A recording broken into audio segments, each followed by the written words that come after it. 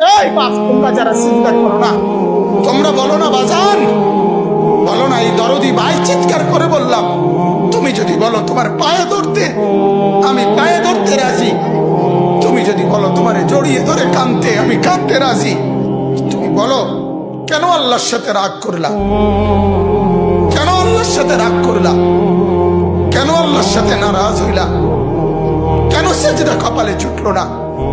কেন মালিকের সাথে সারাদিনের এত কিছুর বিনিময়ে আল্লাহ তাআলা একটা মিস কল দিলে, 2 সেকেন্ডের একটা মিস কল দিলে বন্ধু তুমি টের পাও তোমার মোবাইলে মিস কল আসছে।